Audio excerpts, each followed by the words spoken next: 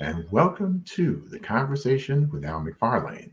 I am W.D. Foster Graham. I am the book review editor for Insight News, and I will be your host for today's Book Chat Thursday. We are the Conversation of Al McFarlane. Here we provide the spectrum of the African and African American diaspora in all its diversity, and also provide that stimulating, informative, and inspiring conversation. Oh, not to forget robust.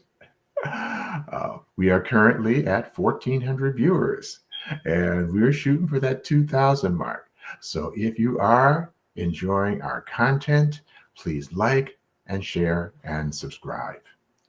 Now, I will I will be announcing our upcoming event here in the Twin Cities area.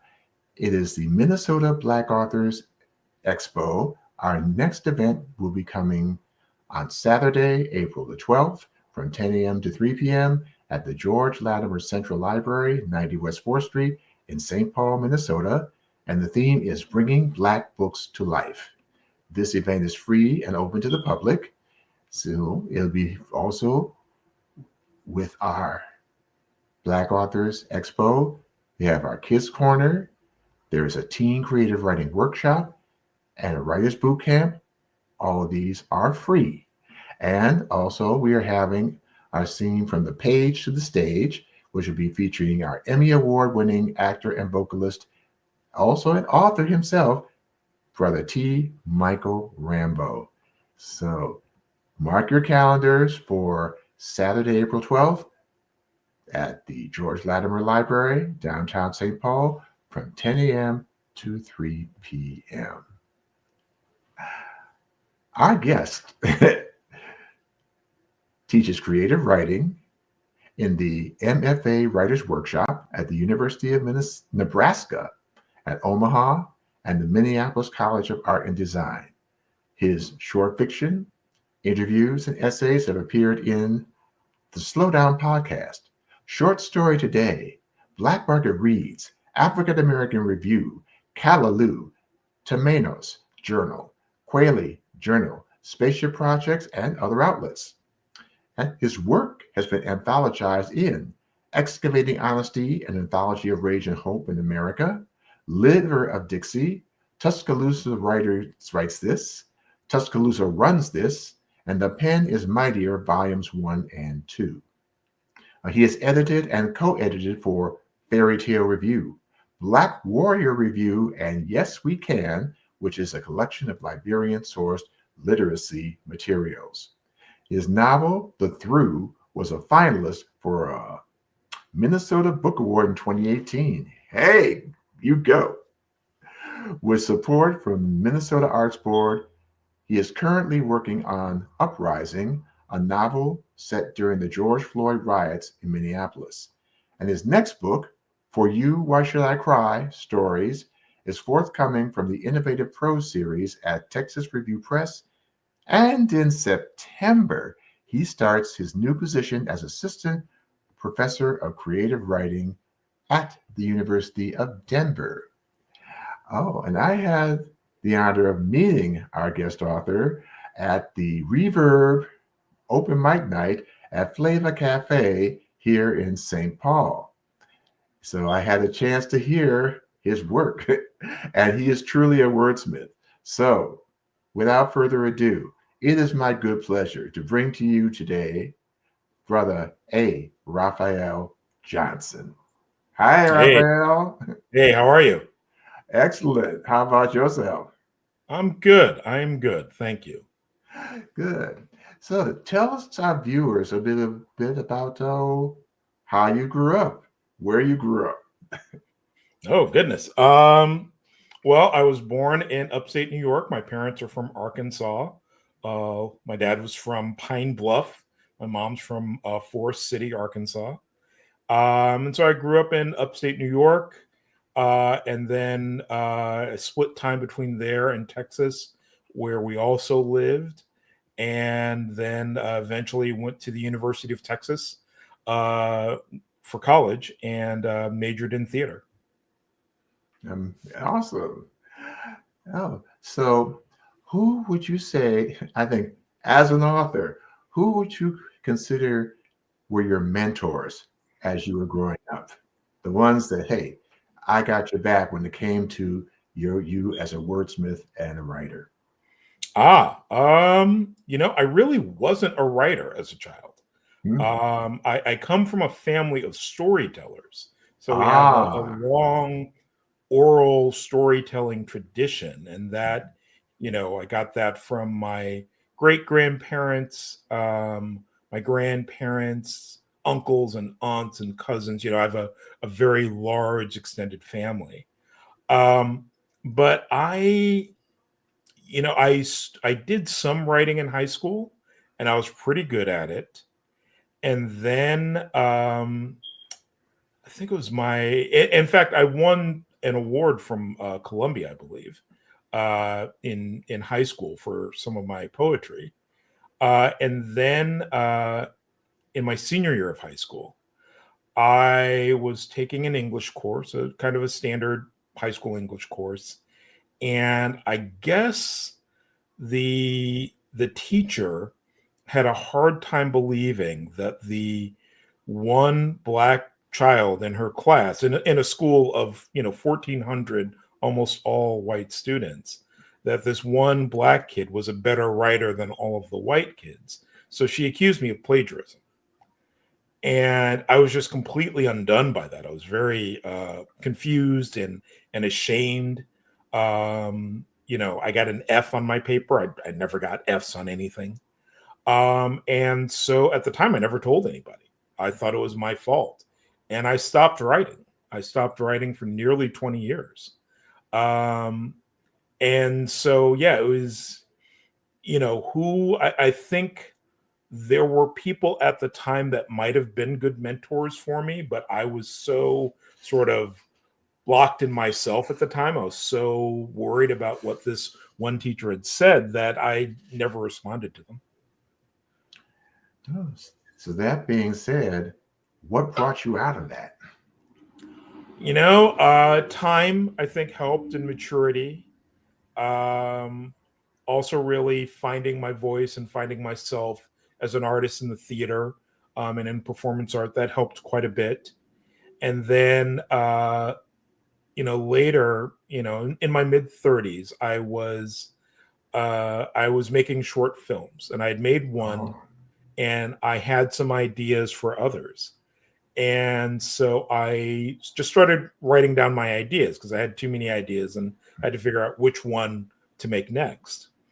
And so I had at the time about 7 ideas, and I wrote them all down and I showed them to a friend. And my friend said, you don't actually have to make the movie. You could just publish these as is, and people would understand what you meant. mhm. And I thought, that would be a lot easier and cheaper than making a movie again.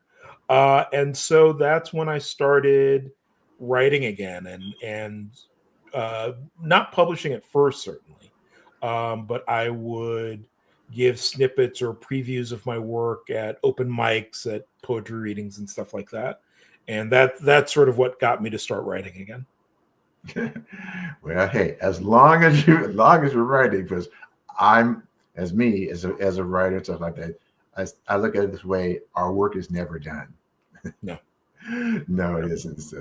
So which brings me back to that open mic night. I remember very well the excerpt you shared. Tell us about that because you said you keep being compared to the one writer that people know here in the Minneapolis St. Paul area. Yes. Yes. So yeah, tell us about that. Yes. So for several years, I lived about a half a block away from a writer your viewers may have heard of, a guy named Marlon James. And because I lived close by, and because he's fairly famous, and a good writer, I should say, and a very good writer. Um, everyone or people often confused me with him. And this is an issue that happens to a lot of Black writers, especially a lot of Black men for some reason, but also quite a few Black women, that when we are in, especially in writing spaces, people seem to conflate us all together. It's a very weird thing because I don't look like Marlon James at all. Uh, but yeah, so people used to ask me about his books. People would constantly ask if I'd met him or if I knew him. And I've actually never met him. I hear he's a lovely guy, but I've actually never met him. And so it all culminated when a woman hit on me at a bar because she thought I was Marlon James. Mm. And the situation was just so loony and ridiculous. I started writing about it, and then I was like, well, I don't know if there's really a story here, if there's really like a fictional story I can tell. And then another good friend of mine and a wonderful writer here in the Twin Cities, Shannon Gibney, she put out a speculative memoir, which is a memoir that is about the person you are, but also the person you could have been, right? Or some alternate version of the self. And so then I read that and started thinking, well, what if what I'm trying to write isn't fiction, but is a speculative memoir? Because when this woman hit on me, I just sort of said, hey, I'm not Marlon James, and go away. And I was a little, I was annoyed at the time, but I just sort of let it pass. And then I thought, well, what if I didn't let it pass? What if I handled it as poorly as I possibly could? And that's where that story comes from. And that was a story. You had me when you were sharing that story. I said, "Oh my goodness!" So now, there's a quote that you have here. It's also one of my favorite authors too. It's called "Make Up a Story." For our sake and yours, forget your name in the street. Tell us what the world has been to you in the dark places and in the light. Don't tell us what to believe, what to fear.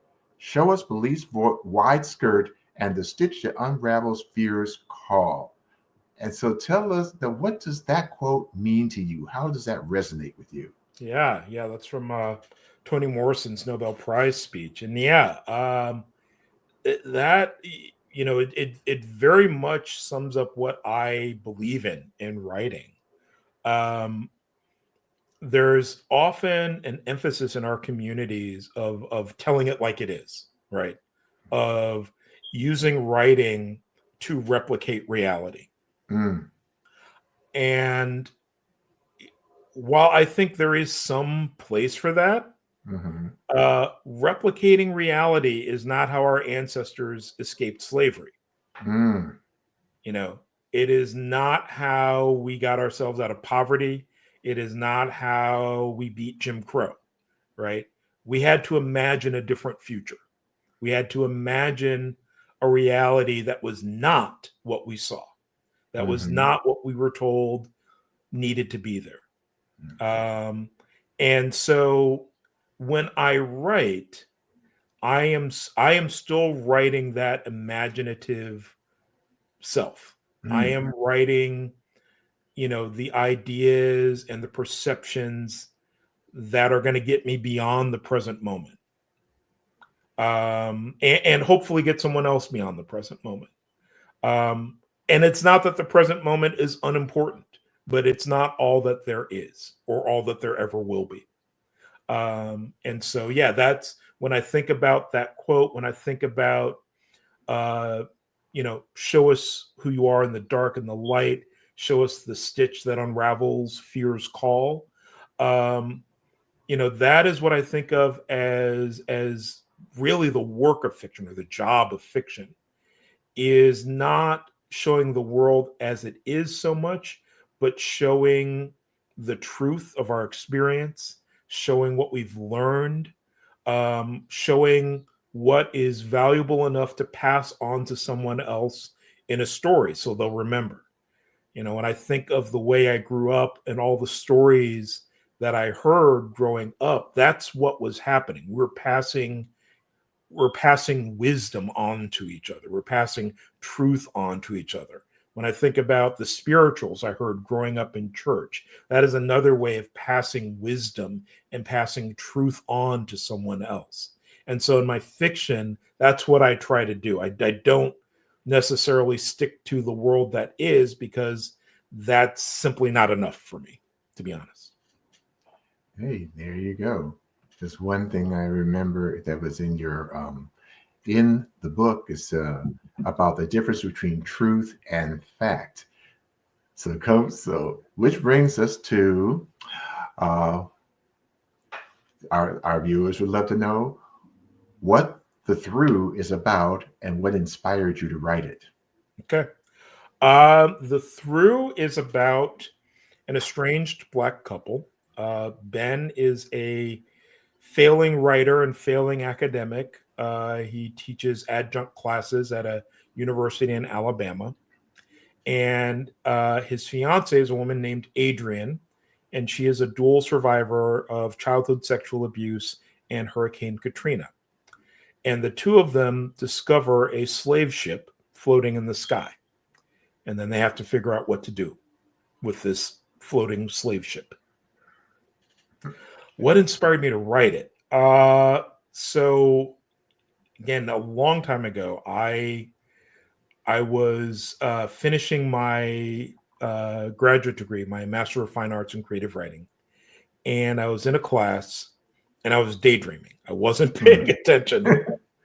And I had this image. This image just came to mind of a woman walking with something on her head, the way that African women walk with, carrying things on their head. But I couldn't see what it was. It was like I was zoomed in so close, I couldn't quite see what it was. So in my mind's eye, I sort of zoomed out.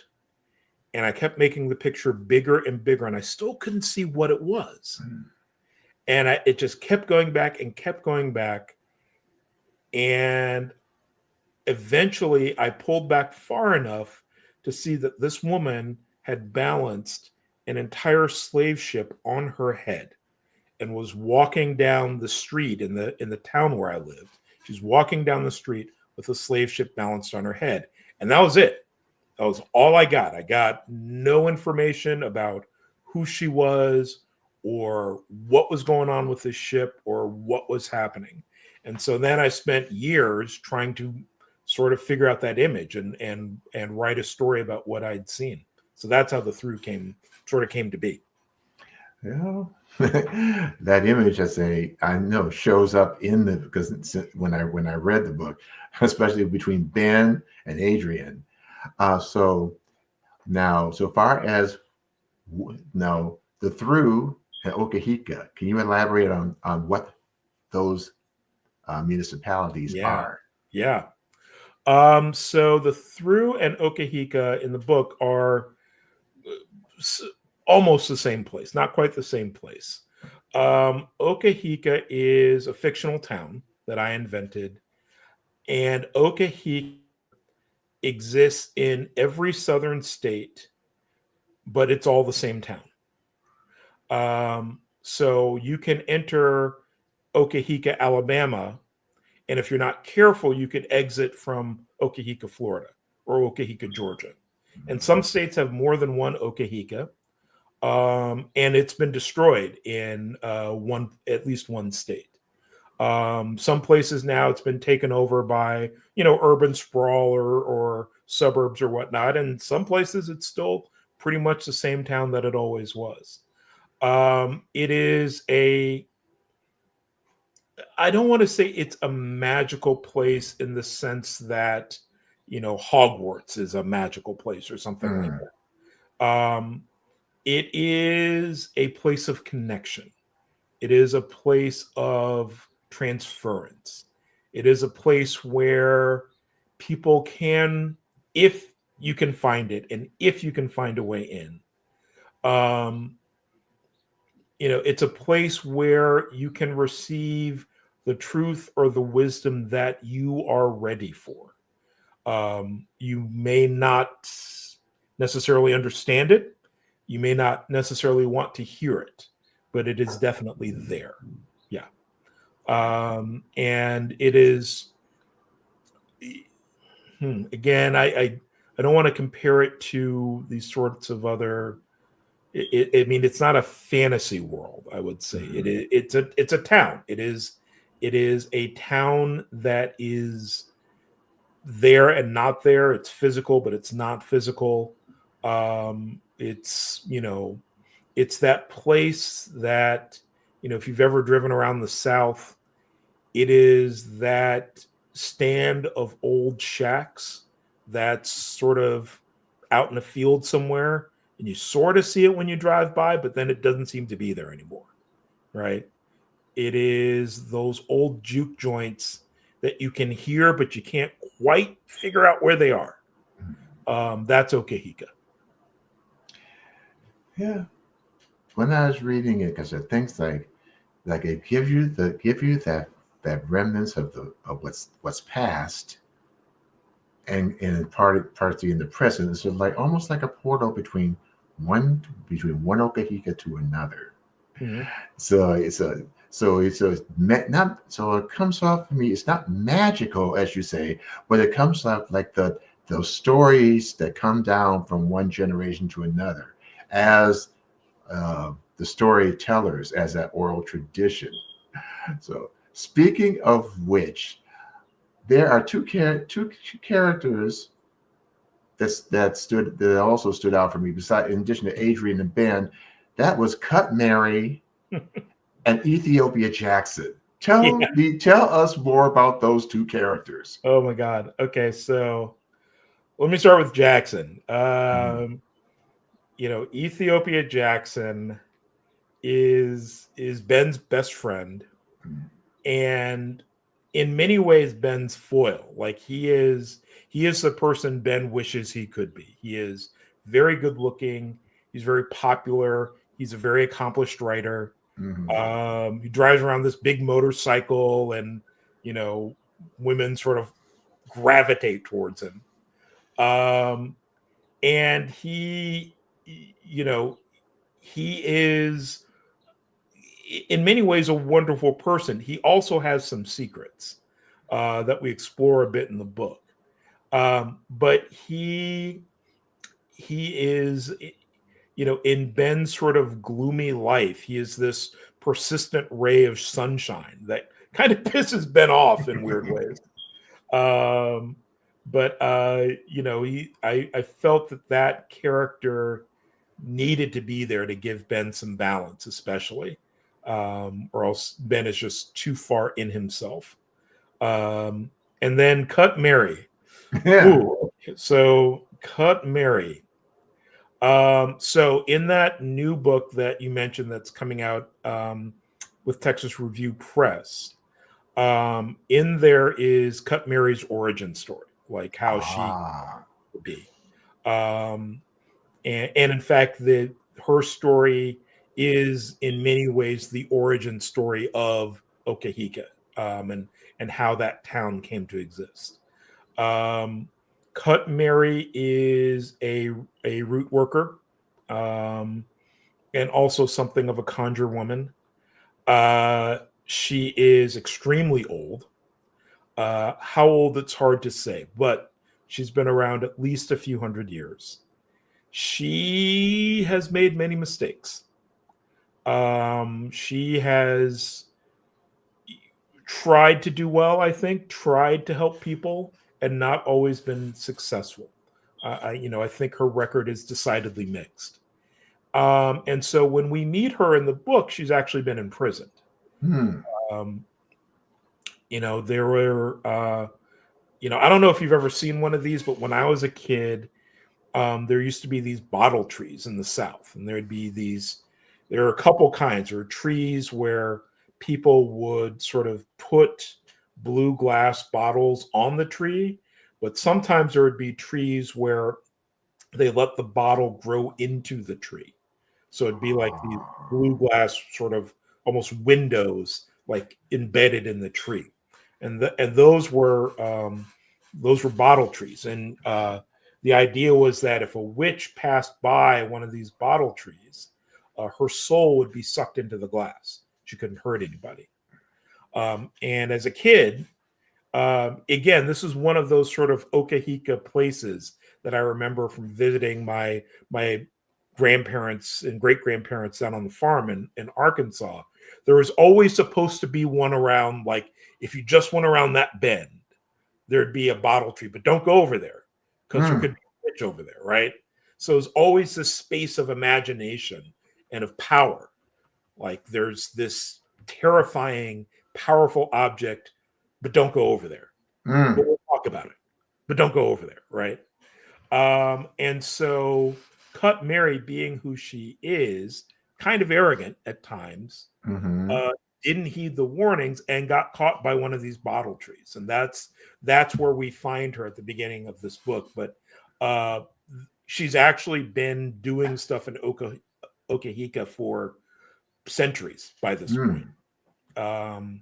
And so, yeah, there's she has a long history and is quite a character. You know, when I was writing this book, I realized that, you know, these two characters, Ben and Adrian, they needed help. I mean, they were clearly out of their depth with what was going on. And I realized I needed some sort of witch or mentor type character, someone who could help them with the more supernatural aspects of this. And I'd already written that origin story. And so for a while, I was trying to invent a new character. And then I was like, you know what? I think this is actually the same person. I'm writing about the same person. And so that's how Cut Mary got into the Through. And she's in a couple other stories. And, you know, if I ever get around to writing a sequel for the Through, we'll probably find out what happened to her. Well, I can say that. Ooh, well, I can say this. Cut Mary said, "Okay, what is it with this woman?" Yeah. I mean, some of the things she does are probably freaking everybody out. And said, what's going on here? Yeah. So, with that being said, can you share what your writing process is and how it works? Sure. I write mainly from images and fragments. So sometimes I'll have an image like the one I described in a daydream or a dream that just seems particularly evocative. And so I start writing about that. But I also write in fragments. I'll have a line in my head or a bit of dialogue, and I'll just jot it down either in my notebook or in an app on my phone or something like that. And I'll come up with, you know, hundreds or thousands of fragments. And then eventually I'll start sort of coalescing them. And sometimes it seems like I've been writing about the same thing, and sometimes it doesn't. But as they sort of adhere together and I start seeing a shape of a narrative come, that's when I start sort of putting it all together and putting a shape to the narrative. And yeah, that process takes quite a while. And that's how I get my initial draft. And then once I have a draft going, then I do conditional revisions. And this is a process where instead of revising the entire book, I split it up into different themes or different ideas or different craft issues I want to work on, and only revise those parts. So, for example, like for the Through, I had a Ben revision, right? Where I just revised that character. Looked through the whole manuscript, just worked on him. I had a Yemaya revision where I just revised any page with the ship on it. I had a costume revision where I just thought about what they were wearing at each moment and why they're wearing those clothes and so on. And that, you know, and eventually I run out of things that I'm worried about, and then I think I'm done. Well, hey, Now I give you my hat tip because we as writers all have a different and unique process. And the main thing is that it works for us. Yeah. So now, do you have an excerpt that you'd like to share with Sure. our viewers? I will read from one of the chapters in the book called The Queen of Cats. Excuse me, I'm going to have to take my glasses off. I've reached that age. Haven't we all? Yeah.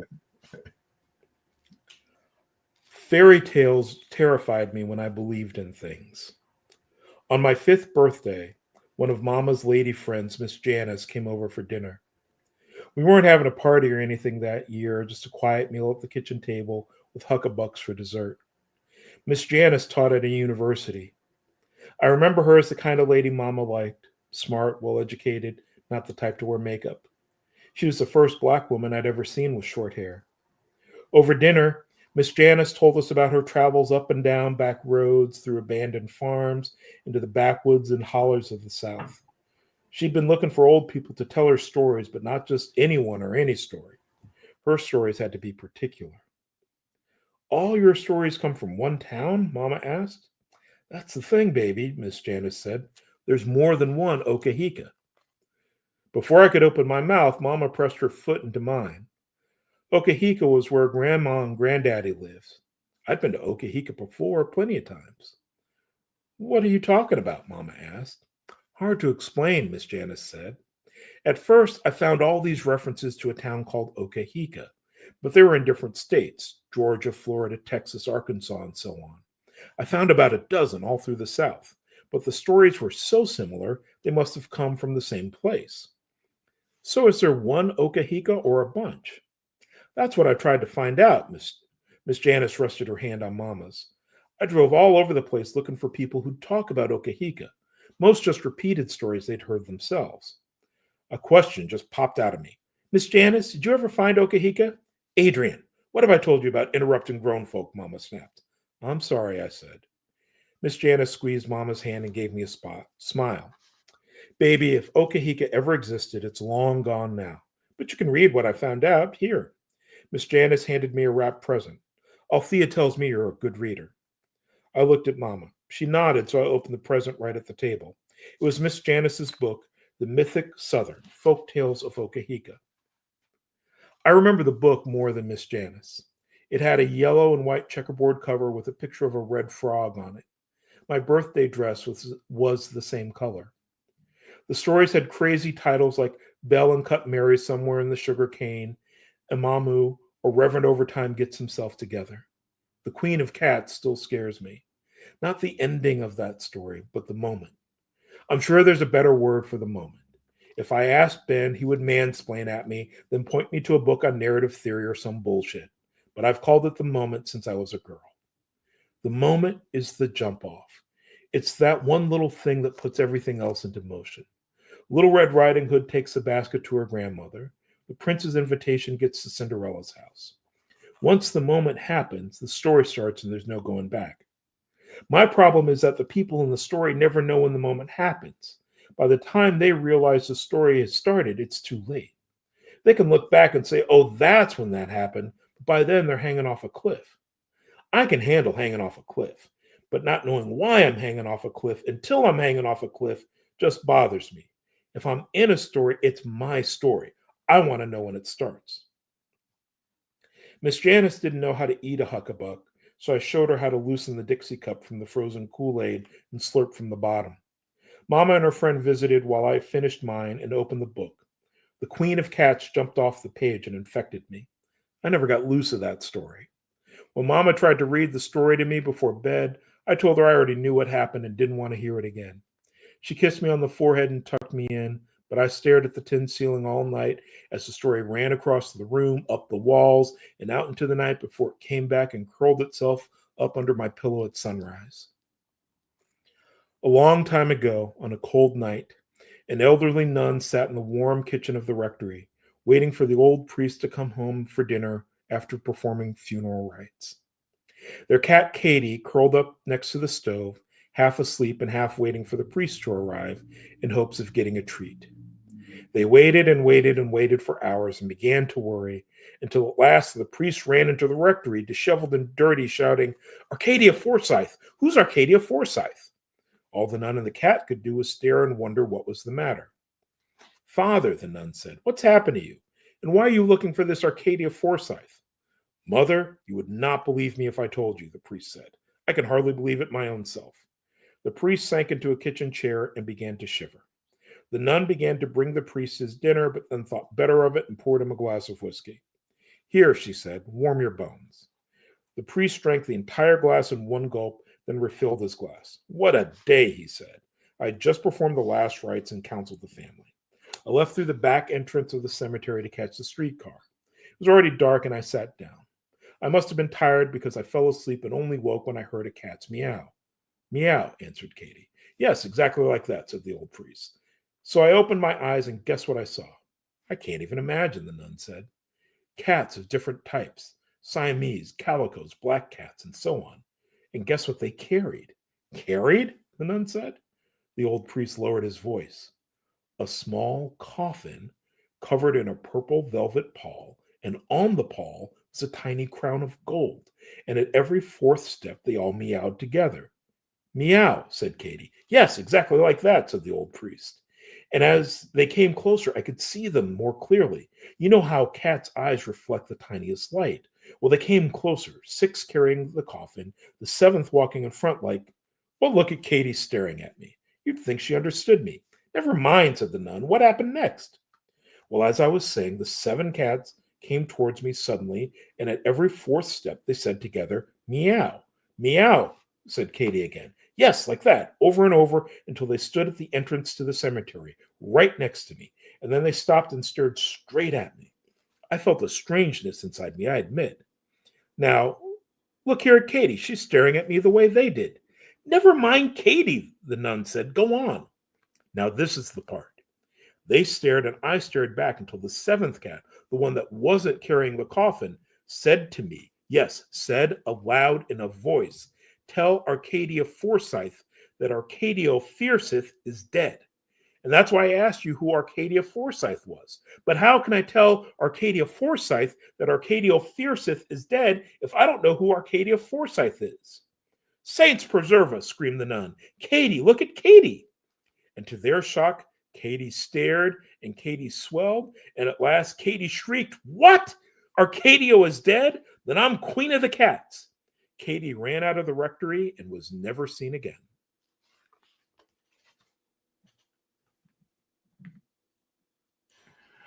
Oh, wow.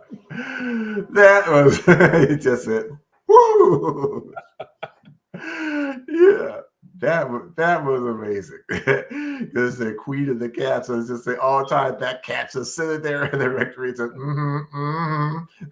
yeah, it's me. Yeah. And it's like it's almost like one he has his vision, they never make the connection. Yeah. Yeah, no, that it's a fun story. It is my version of a very old English fairy tale. Reset in New Orleans. And some other things altered. But it is, for me, again, it is part of this idea of how these stories get passed on and Mhm. how, we hear stories and we learn maybe a little bit. Maybe we learn everything we're supposed to learn. Maybe we only learn what we're ready to learn. And so, I think about that story and where I placed it in the book, with Adrian reading it and her mother's friend, really her mother's girlfriend, um, recording the story, but not understanding it, not feeling it in the way that Adrian felt it. And just sort of all the different reactions you could have to a story. I tried to put as many in as I could fit in the book. Well, I guess, so I love the fact that how we blend the past, the present, the paranormal, and the alternate reality that you weave together in the through. So, and speaking of that, okay, I do have another question. How did Yemaya become the character that it is? Hmm. Because sometimes you have it in it, something that's non-human is actually a character in and of itself. Yep. Yeah. That is a little tougher. So that class I was sitting in, when I first got that image of the woman who turned out to be Adrian walking with the ship on her head, that was a neo-slavery narrative class, Mm. talking about all the ways that African American authors have taken on the legacy of slavery in their work. Um, well, not all the ways, but the ways that it's been done, probably from the 20th century on. Um, and it's a very heavy topic, right? It's very weighty. Um, and I couldn't help but be in that class and feel the weight of everything that all these writers were putting together. And these books are fantastic. But there's a lot of history there. There's a lot of pain, a lot of trauma, a lot of joy and survival and all sorts. There's just all sorts of things are wrapped up in that experience. And so once I realized that she was balancing a slave ship on her head, I had to think about that image and think about why it was inverted. Why wasn't she standing on the ship? Why was the ship on her? And I started thinking about ways of sort of lightening trauma, ways of symbolizing trauma in a way that it was still there, but it wasn't bearing down on us the way that we might normally perceive. And so I started thinking, well, what if I make the ship weightless? Or extremely light? What if it can fly? What does that mean for the slavery experience when I can look up and see this ship floating around in the clouds? Um, and I use it as a way of symbolizing the trauma of the past and the ways that it can hover above us, kind of land on us, back off sometimes, sort of depending on where we are in life.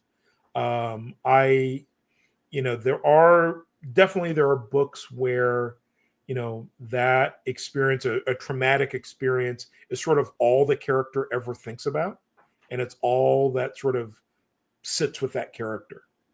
But my experience with trauma says that it's a much more dynamic relationship, that sometimes we can make it back off, sometimes it's right on top of us. And certainly there are scenes in the book where it is wrecking the characters, where the trauma is all over the characters and they can't escape, and there are times when they barely notice it, right? That doesn't mean it doesn't affect them. It just means that they have a different perspective. And so I think that's where it started. And then, I also started thinking about the ship itself and what it symbolized. And I realized that the ship, it had to be more than it couldn't be a physical, it couldn't be a historical ship. It had to be something, I think, a bit more interesting.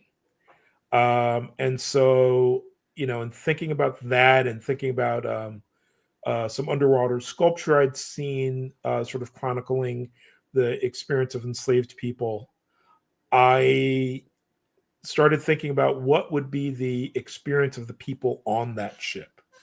Like, what would they say? What would they do? And they would call out for help, right? They would call out for someone to rescue them from this bizarre experience.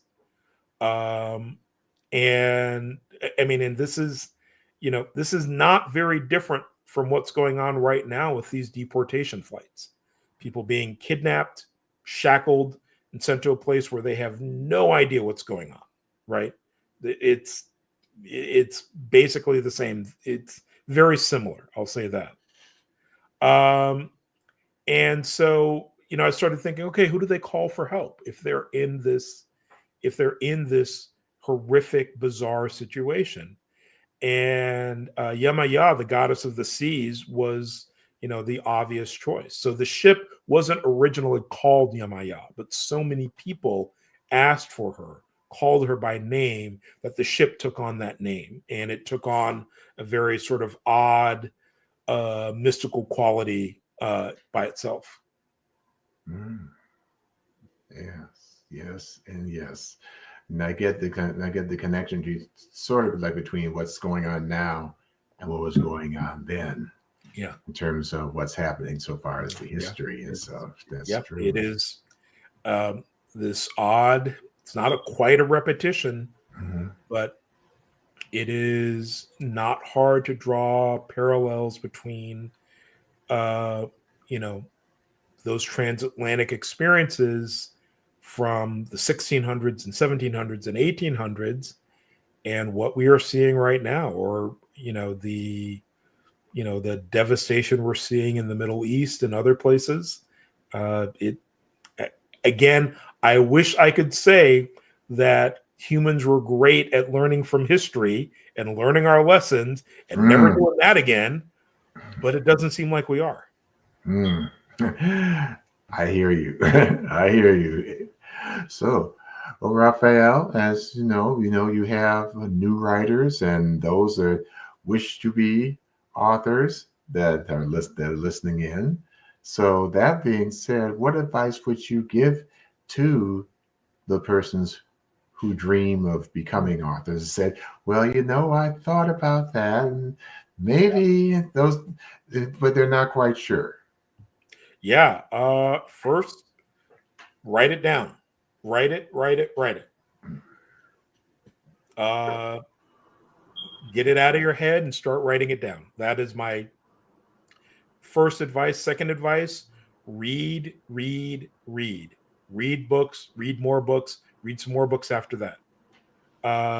Reading is honestly the best teacher for writing. You do not need an MFA or any kind of fancy degree to be a writer. You can take classes. You definitely don't have to. So yeah, I would say read and then just start writing and start showing it to people. That's the main thing. Um, if someone is an aspiring writer and they're running into specific issues, that's the time that I would say, reach out and maybe try to find a class or someone to work with. But if you're just getting started, just start writing. Just start writing. Here you go. As a matter of fact, I've often sort of phrased that, that the best writers are also great readers. Absolutely. And so oftentimes, the kids also mimic what they see around them. And I think for me personally, my father was a voracious reader. Yeah. Yeah. And then because I saw him reading so much, I loved to read. Like in the library was like a second home. And Yeah. I, as a baby boomer, I can remember here in the community going down to the library, getting this stack of books up to my chin and taking them home and reading every one of them. Yeah. Yeah. Yeah. So Yeah. I mean, I would say in creative writing, there aren't many hard rules that can't be broken, mhm. but reading is one of them. You have to read, and if you want to write but you don't want to read, that's a whole different conversation. Mhm. But yeah, I don't know of any way to become a strong writer without also reading a lot. I definitely agree on that. Now, so tell us a little bit about your upcoming books. Okay. So the book that's coming out in 2027, for you, Why Should I Cry, is a collection of short stories. It includes the one I mentioned before, the origin story of Okehika and Cut Mary, and I mentioned that in the excerpt actually. Bell and Cut Mary somewhere in the sugarcane. So that story's in there. Um, it also has, I think, one or two other stories from Okehika. It has the title story, For You, Why Should I Cry, which is a story about the last Israeli and the last Palestinian on Earth. They're also the last people on Earth.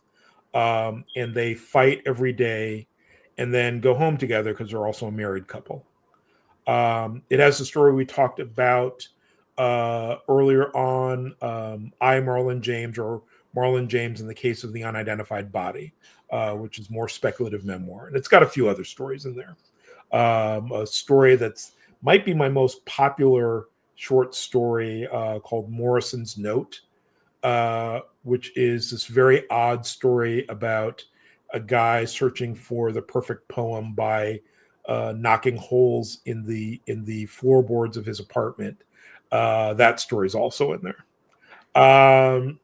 So that is coming out through the Innovative Prose series at Texas Review Press, and that'll be out in 2027. So I'll certainly post an announcement and everything to let people know when that one is coming out. And then the book I'm working on is called Uprising. And this is a book about a child who goes missing during the George Floyd riots. His father is a black cop living in Minneapolis. He's a black Minneapolis cop. And, he and his wife are fighting, and his son runs away. And then, and that's the day that George Floyd is murdered. And of course, the streets erupt in chaos, and his kid is out there somewhere. And so, this is a story that is, in many ways based on my own trauma of living through the uprising and the chaos of being very much on the front lines of everything that happened.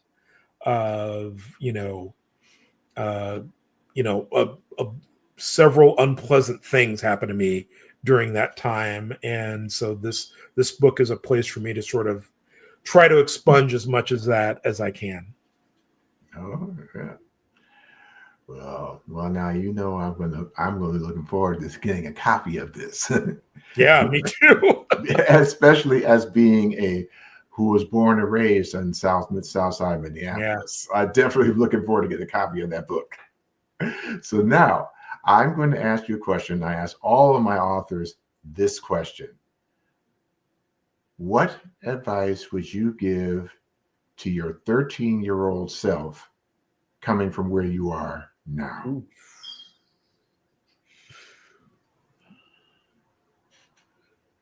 Don't take contemporary literature with that woman. No, that's a good question. That's a tough question. I would say trust yourself a bit more. Trust your friends more. And trust your family more. Yeah, I think trust is probably the main thing I would tell that kid. Try to trust a bit more, and other things will work out. Indeed. Sort of like, hey, and believe in ourselves more. Maybe, yeah. Definitely. I have one other question of a character because of a certain four-legged animals in my house. Yeah. Tell me how the genesis of Free Cookie. Okay, so when I wrote through, I was living in the real town, Northport, Alabama. Mm-hmm. In this very sort of picturesque little downtown section. Mm-hmm. And there's a cat breeder in the area. I don't know who it was, but about every 6 months, this cat breeder would dump all of their unsold cats on the street. Oh. So you would see these sort of not kittens, but not adult cats, like juvenile cats, very well cared for, very pretty, and completely unused to living outside. And they would just sit in the street not knowing what to do because they'd never seen a car, right? And so I picked up one of these cats. His name was Scully. And Scully was my companion for years. Mm. Um, and so part of the story was that just this oddness of having these very pretty cats, usually about 12 to 15 of them, dumped in the street every 6 months. Um, but then the other part of that is that Ben and Adrian have completely different stories about how they found the cat. They both think they're the ones who found the cat. And at first I was like, well, I need to pick a story. I need to pick, like, what's the right version. And I was like, I mean, I don't know how it is for you or your readers, but in relationships I've been in, uh, me and my wife or other people I've been in relationships with, we have divergent stories all the time. We remember things completely differently. Hmm. And so I thought, well, what if I just leave both in and don't answer it for the reader? Like, maybe one of them is right and one's wrong. Maybe they're both wrong. Maybe they're both right. But that it just seemed like the most real thing I could do was not settle this argument for them, and just have these divergent stories. Yeah. Ah, yes. Well, hey, that's what I get, when we have readers here, or that we often have a different version of some things that happen. My Yeah. my example is, yeah, my brother and I often have different memories of the same event. And I said, okay, maybe you remember something I don't, I remember something you don't. So now, once again, let readers know, where can our viewers and readers purchase your books? You can purchase them from the press, which is Jaded Ibis Press, or your local bookstore. You can also get it at your local library. If they don't have it, feel free to request a copy so they can acquire it. Great. Raphael, I have enjoyed our chat. It's a look forward to more, coming up here. And I definitely appreciate what you bring in your literary voice to the table. Thank you. And just to say, just reminding us oftentimes about, yeah, what's going on in our past, may or may not affect our present and our future. And sometimes there are things that are happen that can't be explained, and we don't want to tell anybody because they think he crazy. Yeah. So this, once again, this is W.D. Foster Graham with your host for Book Chat Thursday and the conversation with Al McFarlane, and I'm here with my guest author, Brother A. Rafael Johnson. And in the meantime, see you in the next go round.